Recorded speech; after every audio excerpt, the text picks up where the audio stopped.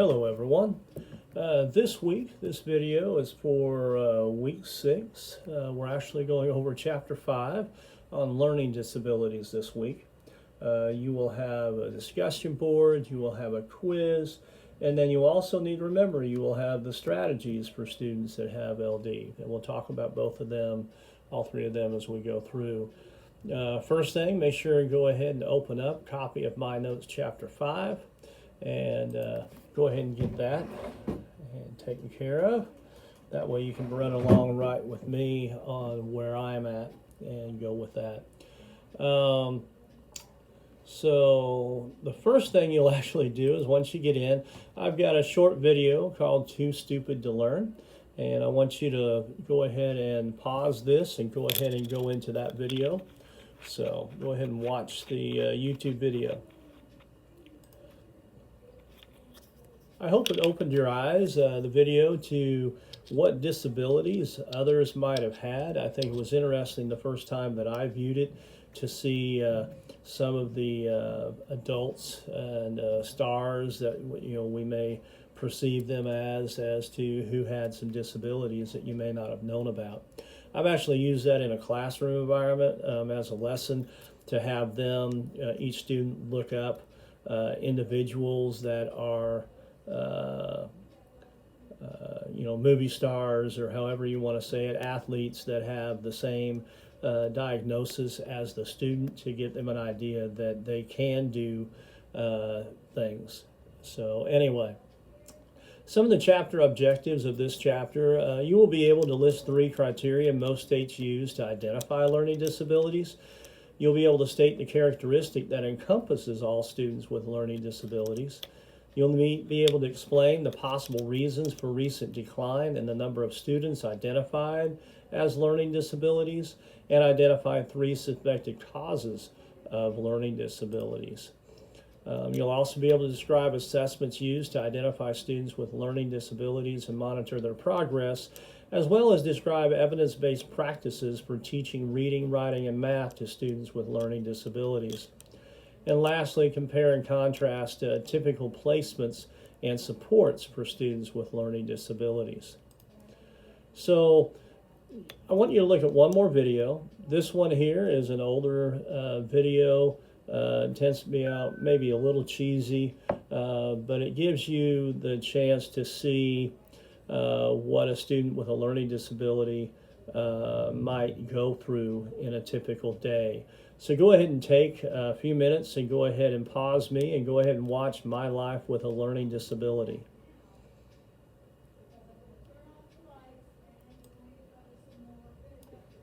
I hope that helped you gain a perspective from the student standpoint. So let's go ahead and get into IDEA definitions. A disorder in one or more of the basic psychological processes involved in understanding or using language, spoken or written. May manifest itself in an imperfect ability to listen, think, speak, read, write, spell, or do mathematical calculations. It includes such conditions as perceptual disabilities, brain injury, minimum brain dysfunction, dyslexia, and developmental aphasia. Does not include learning problems that are the result of other disabilities or environmental, cultural, or economic disadvantages. So remember those items in red. Remember, that's something you'll probably see coming up again.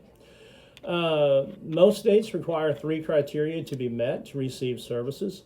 One is a discrepancy between intelligence and achievement, described as an unexpected difference between general ability and achievement. One is exclusion criterion. The student's difficulties are not the result of another known condition that can cause learning problems. And finally, a need for special education services. The student shows specific and severe learning problems despite standard educational efforts. The DESI definition, a specific learning disability, means a disorder in one or more of the basic psychological processes involved in understanding or in using language, spoken or written, which may manifest itself in an imperfect ability to listen, think, speak, read, write, spell, or do mathematical calculations. You should have heard that before. The term includes such conditions as perceptual disabilities, brain injury, minimum brain dysfunction, dyslexia, and developmental aphasia. The term does not include learning problems that are primarily the result of visual, hearing, or motor ability, intellectual disability, emotional disturbance, cultural factors, or environmental economic disadvantage, or limited English proficiency. DESI, specific learning disability, and that's what that SLD stands for, is specific learning disability. A child has a specific learning disability when the child does not achieve adequately for the child's age or meet state-approved grade level standards in one or more of the following areas, when provided with learning experiences and instruction appropriate for the child's age or state-approved grade level standards. And these are all different areas that can have a specific learning disability, and it could be oral expression, listening comprehension, written expression, basic reading skills, reading fluency skills, reading comprehension, mathematics calculation, mathematics problem solving, are just some of the areas that they can see. Most generally, when I was out in the field, most generally you're going to see the written expression, the reading comprehension, and the math on there. Most of the other ones I didn't see as much of. B, the child does not make sufficient progress to meet age or state approved grade level standards in one or more of the areas identified in A above when using process based on the child's response to scientific research-based instruction. Or the child exhibits a pattern of strengths and weaknesses in performance achievement, or both, relative to age, state approved grade level standards, or intellectual development that is determined by the group to be relevant to the identification of a specific learning disability. Using appropriate assessments consistent with 34 CFR 300.307-300.311, a pattern of strengths and weaknesses is defined as a severe discrepancy between achievement and intellectual ability of at least 1.5 standard deviations. And the group determines that its findings under A and B of this section are not primarily the result of, again, the visual, hearing, or motor disability, intellectual disability, emotional disturbance, we've all kind of gone through this before, lack of instruction in, and to ensure that the underachievement of a child suspected of having a specific learning disability is not due to lack of appropriate instruction in reading or math, the group must consider as part of the evaluation. So in other words, if you have a student coming in from another district or even your district, and the student has missed a significant amount of time in the classroom due to not being in school, that can be a reason that they've had lack of appropriate instruction and may not be eligible for a learning disability because of that lack of instruction. It may not be that they have a learning disability. So, there's other factors you have to take into consideration. Also, data that demonstrates that prior to or as part of the referral process, the child was provided appropriate instruction in regular ed settings delivered by qualified personnel, and database documentation of repeated assessments of achievement at reasonable intervals reflecting formal assessment which was provided to the child's parents. Professional judgment. Professional judgment is not used as much anymore. Most districts, I know the last one I was in, it had to be within, on the evaluation part, within a couple points, versus before there were a lot of students that were put in that were just professional judgment. And many times when I first started out and I'd be looking at IEPs and looking down at why they were put into special education, unfortunately, a lot of the time it was lack of homework getting done, and it just seemed like it was again, my perspective, it seemed like it was the easiest thing to do was to, hey, let's put this student into special education where they would get extra help in doing that homework. And but they really didn't have qualifying scores. So a lot of schools have gone away from, which I think is a good thing, to make sure that they're put in special education because they do meet eligibility requirements and there isn't some other factor involved that's causing that. It's a policy of the state of Missouri that any agency using a response to intervention model for the identification of SLD must have written procedures for implementation that, at a minimum, incorporate guidelines developed by the SEA, which are found on the department website.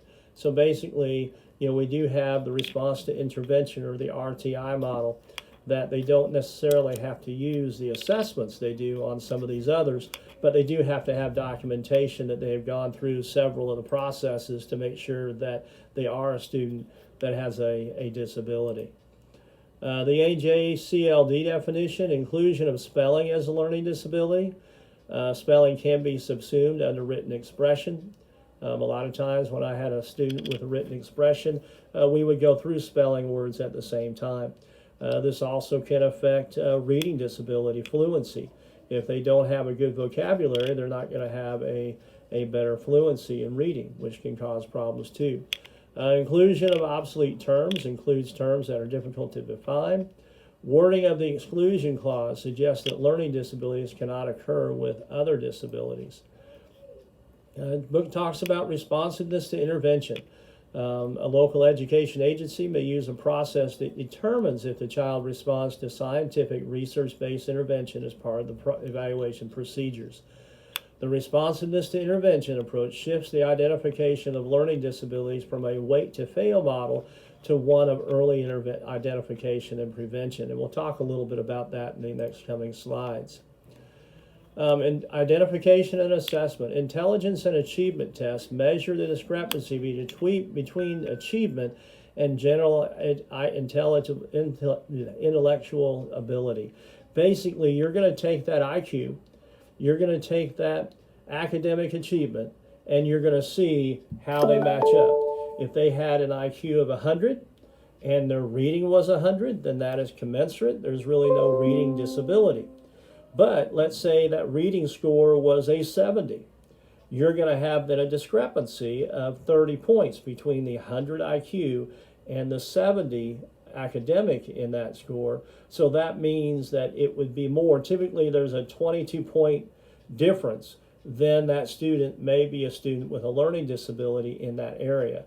So if you have a 100 IQ and you had a 78 or 77 or below, then that might be a cause that there might be a learning disability in whatever area that was. A lot of times this is where that professional judgment came in. Maybe the student was struggling in reading and they had a 100 IQ, but then they had an 81 or 82 score. That does not meet that eligibility of a 22-point discrepancy. So that may be where professional judgment may be into play, with the team deciding that even though that was not a 22-point discrepancy, they still felt by using grades, using district testing and other factors, that they did meet that eligibility by professional judgment. But you need to have paperwork to back that up. Other times what happens is that IQ lowers, look at what happens. You may have a 77 IQ or even a 70 IQ. That would mean that that discrepancy needs to drop down into the 40s. And so these are kids that are kind of in between. They don't meet that eligibility for ID like we discussed last in chapter 4, but they also don't meet the eligibility for LD typically because their IQ is lower. They still need to have that 22-point discrepancy. So if they have a 70, you would need to have about a 48 to make that work and make that show a learning disability. And many times that's not going to take place. If they have that lower IQ, they may have a 70 in a lot of their academic testing and a 70 in their IQ. They're doing what their IQ suggests they would do. They are commensurate with their IQ, so they would not qualify. And many times these are those kids that are at risk because they don't qualify for a learning disability, but those scores in and of themselves do also not qualify them as ID or some of those other areas too. So that's where that discrepancy model comes into place. Curriculum-based measurement measures the growth of a student's proficiency in the core skills. It monitors progress, is a formative assessment, and provides information on students' learning over time. And a summative assessment is conducted after instruction has been completed. Direct daily measurement used for observing and recording a child's specific performance in a specific skill each time it's taught. Talks about precision teaching, criterion reference tests, and used to compare a score with a predetermined criterion. You want to look at this, especially the criterion reference test. Learn a little bit about that from your chapter there. But basically, you're going to be monitoring these kids and their progress to help with showing parents at certain points of the IEP how they're doing. Identifying LD with response to intervention. It's a low achieving student's response to increasingly intensive, scientifically validated instruction. Can reveal whether a student's learning disabilities are the result of poor or insufficient instruction or of a disability for which special education is needed. And they have 3 different tiers. Tier 1 is primary intervention, and it's all in the general classroom. There's no special education assistance. It's all in the general education classroom, and they're doing different learning strategies, different teaching styles to try to work with those students that are having difficulty. If they don't do well in that environment, then they can go to Tier 2, which is secondary intervention. Many times this is more advanced, another 30 minutes each day of reading in addition to what is in the general ed classroom. So they're getting double attention given on the area that they are having difficulty with. If they do well in that, then they jump back to the Tier 1, fine and dandy. They learned a strategy. They can then utilize that in general classroom, and they're good. If they have troubles later on, they go back to Tier 2, learn some more strategies. If they do well, go back to Tier 1. It's not you go to Tier 2, you stay. If you go to Tier 2 after several weeks, and you need to read in the book a little bit more about how all this works, but basically that's the general premise, is that if you don't learn, you're going to go back into Tier 1. If you do learn, you go back into Tier 1. If Tier 2 doesn't work after a couple times, then they go to Tier 3. In most RTI models, Tier 3 is special education, where they would then look at assessing and look at working on that student in a special education classroom. So read up on the different response to intervention tiers. You will see this in upcoming tests and quiz. The benefits: early intervention for struggling learners. Reduction of the number of students referred to special education, because many times those students that go to Tier 2, once they learn the strategy, they're able to go back to Tier 1 and do fine. Whereas before, they might have been tested and then they were maybe professionally judged to go ahead and need special education, when really in reality all they needed were some different teaching strategies or some different learning strategies to keep them in the regular ed classroom. Provision of more instructionally useful data. That's one thing about RTI. You will do a lot of collection of data. A lot of times, they will have groups, and if they're having students that struggle, they will then go to a peer group that will talk about how their students are struggling and get some different strategies. A lot of times there's a special education, reading expert, something like that in that group to give that teacher some more strategies to utilize with her students or his students. And so there's more data involved in keeping that for RTI. Increased likelihood of exposure to differentiated instruction. All of these different instructional strategies is what differentiated instruction is all about. All students tend to learn a little differently. So the more strategies you learn, the more information you get from your peer teachers, the better teacher you are, the better teaching the students are getting, the more proficient they're going to be. Service to all students with achievement problems. Only those who fail to respond to multiple levels of intervention are diagnosed as LD. So they continue working with them until they get to that point where they need to go to Tier 3 or into that stage. Concerns: there's inconsistent criteria for determining whether or not a student is responding to intervention. Many times, as long as they're doing better, it might be a small percentage, but as long as the data is showing they're learning, then they're learning. But sometimes that perspective can be a little different. Weak and ineffective Tier 1 instruction in some classrooms, resulting in students without LD inaccurately identified as at risk. So again, that's where getting the peer help, the lead teacher help, and helping those early teachers or those teachers that are having multiple problems gain those skills to do better instruction will help that. Prolonged failure for some students before receiving appropriate instruction. Yes, kind of similar to the discrepancy model. You still have a little bit of time period where students are learning, then they go back to tier 1, then they may go back to tier 2, but if they're there's that time frame in there that may be a little bit prolonged. And an inconsistent application of RTI across schools. It's not something that's the same all the way across the board. So some schools may take part of RTI and it may look this way, while others look a totally different way. So it's not consistent all the way around the board. Let's talk about prevalence. LD is by far the largest of all special education categories. In 2010, 2011, you're looking at nearly 2.4 million students ages 6 to 21 that are in the LD category. This figure represents about 36.7% of all school-age children with disabilities and about 5% of the school-age population. Percentage varies widely by states. Some contend that too many low achievers have been improperly diagnosed with LD, and I think that is definitely something to look at, and that's why we're always looking at when we're collecting data. A lot of times schools will have the same person do the IQ, the same person do the academic to make sure that they're similar, so that you don't have discrepancies from one teacher or one person doing it one way and one person doing another. So, there should be other things in there and can help that one way or the other. Causes, in most cases, the cause of LD is unknown. Brain or damage or dysfunction. It might be neuroimaging technologies, structural differences in the left temporal lobe of individuals with dyslexia, heredity. There's a growing evidence that genetics may account for at least some family links in reading disabilities. And I may have stated this before, there are times when some of the teachers that have been there a while, they remember, hey, I had his or her mom or his or her dad in class, early on in teaching. So, early on you may not notice this, but as you're there for a while, you start to realize that yes, it may have a little bit of a heredity or genetics in there a little bit. Environmental factors, impoverished living conditions, and the quality of instruction received are definitely environmental factors that could have a cause of it.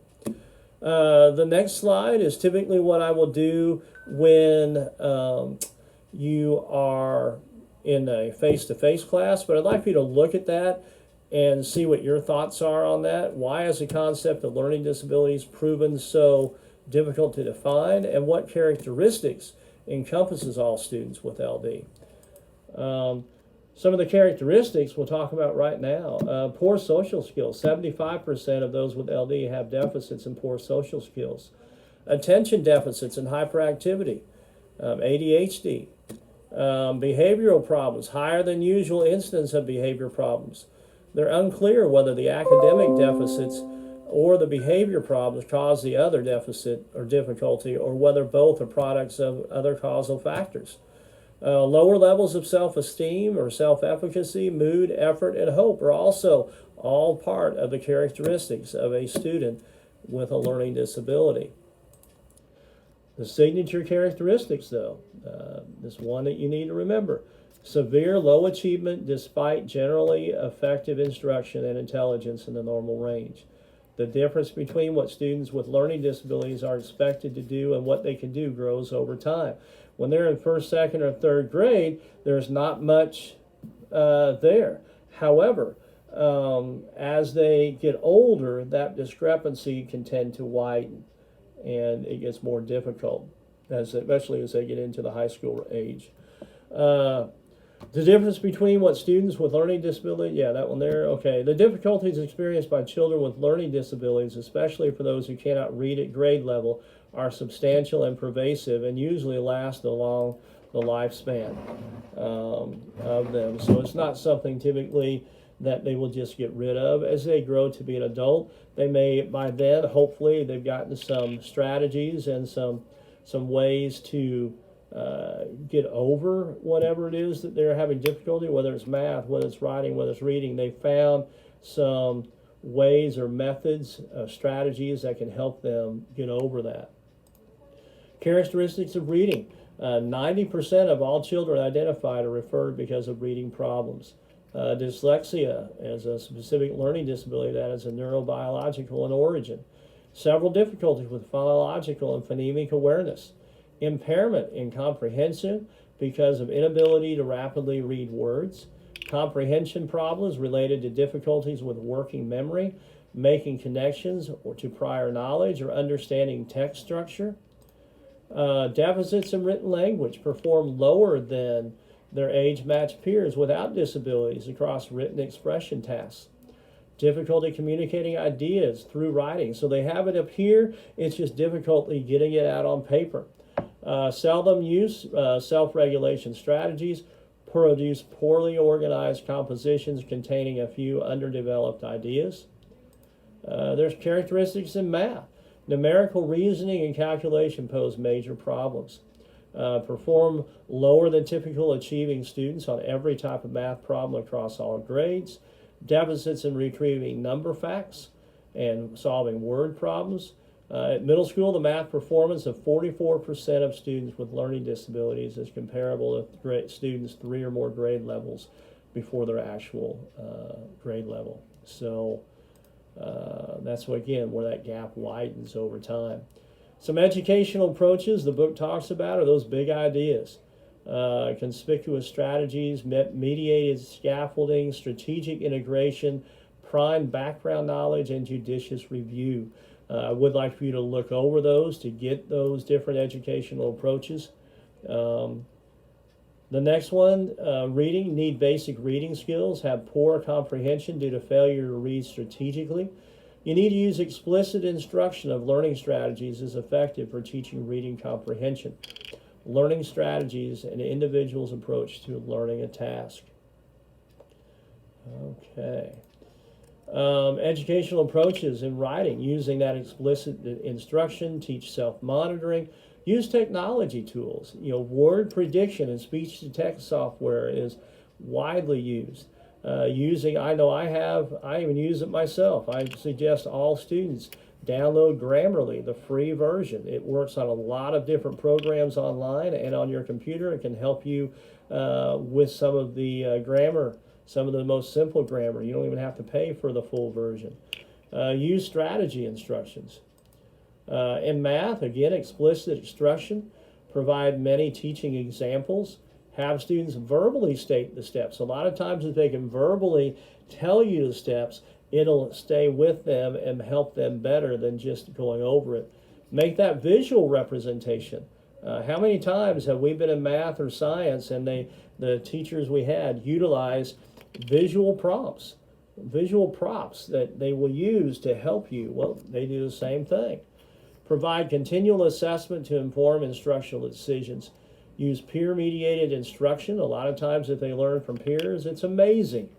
When I had A+ students in my class in the 5th grade level, how much better the same instruction that I had on the board could a peer or somebody older, the guys, when the girl A+ students would come in, they would just do so much better with a high school lady doing the same thing that I was doing, or vice versa. If it was a girl and you had a guy come in from the high school, it seemed to do so much better, and it was the same instruction, but it was a peer. Teach learning strategies for problem solving. Content area instruction and non-academic needs. Content enhancements are used to enhance the organization and delivery of content. Graphic organizers, visual displays help quite a bit. Note-taking strategies like guided notes. I still use that for my students today. By taking out just words here, words there, instead of having a student having to write out everything, especially if they have a writing disability, it can help them, because then it takes away from the fact that they have poor note-taking skills and puts it back in their place where they can just take one word and they still get the auditory part of your instruction, but they don't have to worry about the fact that they forgot or they couldn't get all of what the teacher stated. So guided notes work well. Mnemonics, letter strategies, keyword method, pegword method. I remember lots of things that I remember that teachers use mnemonics in. So look over that section to make sure you understand what that's all about. And then addressing non-academic needs. What I want you to do, typically I'll do whole class instruction, but instead I want you to just look in the textbook 166, 168, read about explicit instruction so you have a better understanding of that. Placement options, general education classroom during the 2010-2011 school year. Nearly 65% of students with LD were educated in general classrooms. So if you're a regular education teacher, most of the learning disability students are going to be in your classes. Then they may go to a special ed teacher for a resource room or 30 minutes, 3 times a week or 2 times a week, whatever it might be, to get more instruction on that area. Research on the academic achievement of students with LD in inclusive classrooms is mixed. There's also a consultant teacher, where the teacher provides support to general educators who work directly with students with learning disabilities. So maybe the special educator comes in to consult, to help them, the regular ed teachers, get a better idea on that. Similar, I guess, in a roundabout way to co-teaching environments too. Resource room. Specially staffed and equipped classroom where students with LD come for one or several periods during the day to receive individualized instruction. They may be working on classroom, but they may also be working on goals from their IEP. So they're going to be working on a lot of that information. That's why collaboration needs to happen. If you're a regular education teacher, you need to have regular contact with your students' special education teachers so that they know what you're going to hit. And especially if you can tell them what they're going to be hitting next, and they can help you with vocabulary words. What a great way for a student with a reading disability to get help so that before you're going over that in class, they can be working on vocabulary so that it can help their fluency, can help their understanding of that reading process. So definitely keeping that. During the 2010-11 school year, 26% of students with learning disabilities were served in the resource rooms for at least 40 to 70% of the day. Placement options, again, the separate classroom is another option. Special ed teachers are responsible for all educational program for like 8 to 12 students with learning disabilities. During 2010-2011, there was 7% of students with learning disabilities were served in separate classrooms.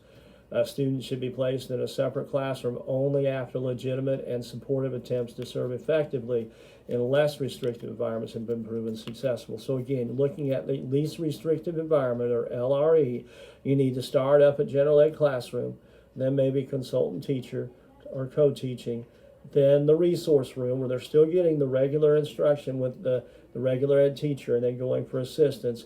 Then next would be that separate classroom where the special education teacher is actually giving the instruction for math, for reading, or for writing. The next thing I want you to do is look at what's called a learning disability doc. It is what the state, it looks like they've changed it, so let me go here real quick. I just checked this a couple weeks ago. So I'm going to look up DESI. Let me do a real quick check so that I can get this updated on the web page here.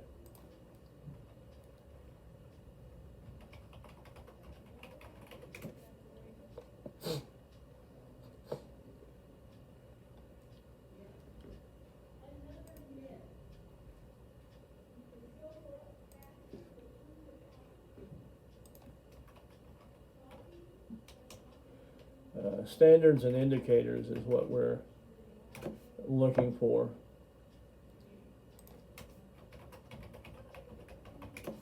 There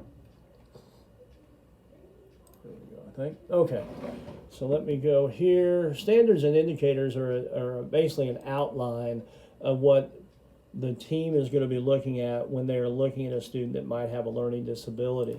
So I'd like for you to look at this so that you, as regular education teachers, would have a better idea of what they need to look at. And so apply that and see if it's going to go. Okay, so now it's all back up and working there. They must have changed one letter or something. But what you're looking at right now is the standards and indicators for the eligibility criteria for a specific learning disability. And I won't go through all of it. I want you to be able to look through it at your own, your own pace. But these are all what they would have to do. The first one, the areas of inadequate achievement, you'll see that those are all the areas that were discussed in one of the first slides that are possible: learning disability, basic reading, reading comp, all of those different areas. The next one, methods of eligibility determination. It tells you what the documentation must include. It must include agency procedures for identifying of a child with SLD, instructional strategies used with that child, data collection of what instructional strategies were done, documentation that the child's parents were notified. Very important when you're looking at special education. And it gives a couple things. Then you've got or the discrepancy method. The child exhibits pattern of strengths and weaknesses relative to age, state approved grade level standards. They must include evidence of pattern of strengths and weaknesses and discrepancy of at least 1.5 standard deviations, which is that 22-point discrepancy, and intellectual disability. Or professional judgment, and it gives some outlines on professional judgment and what you need to do for that. Then the next is the observation. You must observe the child in a couple different settings that give you more data as to why they would be possibly a student with a learning disability or what their information is. So it gives you data on what you need to do in the observation. It also tells you additional group members. You need to have the child's regular ed teacher, or if he doesn't have a regular ed teacher, a regular education classroom teacher that's qualified to teach that child needs to be a part of that IEP team. For a child less than school age, an individual qualified to teach a child of his or her age, and at least one person qualified to conduct individual diagnostic examinations of the child, like a school psychologist, examiner, speech and language, special ed teacher, or remedial reading teacher. Then the evaluation report. It must have the interpreting evaluation data for the purpose of determining if a child has a child with a specific learning disability. The public agency must document relevant medical findings, or if no relevant medical findings, this must be noted. There might be a medical diagnosis this student has that may also affect the student's learning that needs to be included in this part. Each team member must certify in writing whether the report reflects his or her conclusion. The requirement is not applicable to the parents of a child, because you're looking at the teachers and the experts in that area, whether they have that learning disability or not. The parent would not be an expert related to typically that type of setting. The report also includes a statement that the group considered part of the evaluation that prior to as part of the referral process, child was provided appropriate instruction in regular ed settings delivered by qualified personnel, and data-based documentation of repeated assessments of achievement at reasonable intervals, reflecting formal assessment of the student. And then also, lastly, the team determines that its findings of a specific learning disability are not the result of visual, hearing, or motor disability, intellectual disability, emotional disturbance, cultural factors, and environmental and economic disadvantage. So you will see that. You should remember that from what we talked about in the book also. So that gives you an underlying theme of learning disability, the standards and indicators. You will have, like I say, the quiz. It's located up towards the bottom here.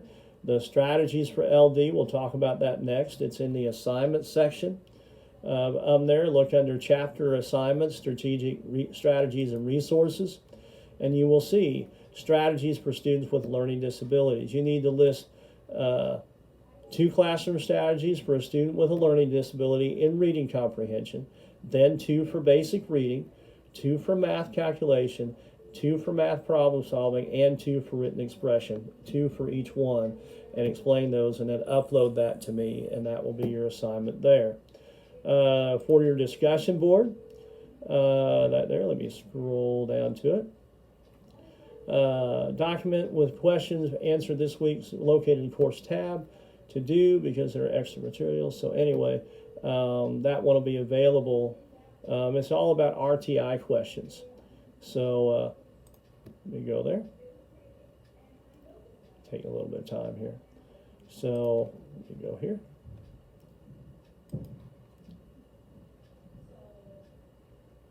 So what you're going to do is talk about some questions related to RTI, and it's going to be included in that section here. on that one there. So go ahead and when you get to that point, go to the discussion board. It'll have some questions related to RTI, and then you will go ahead and collect that. Let me go ahead and talk about real quickly here. I think I also put on there that your interview summary is due at the end of it's due October 6th, so you've got about 2 weeks away from that. So make sure, let me go ahead and go through that interview summary. It's in the assignment section there, and there's a folder called interview summary. And there's a rubric there. Again, just like the observation we talked about, it's going to pull it up in Google Docs.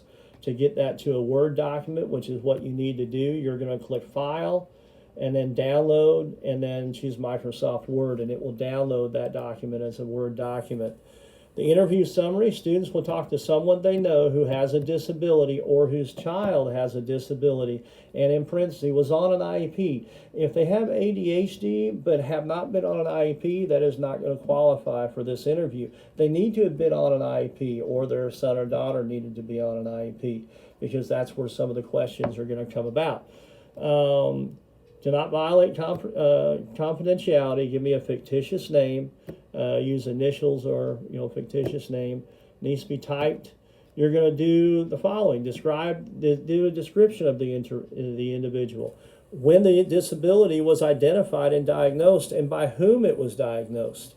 How the disability has affected the child's ability to participate in the education process. What are their difficulties they had during school to learn? What accommodations or modifications have been necessary for that child to be successful in the educational environment? What things did the teachers do? What things did the family do? Accommodations and modifications to help them.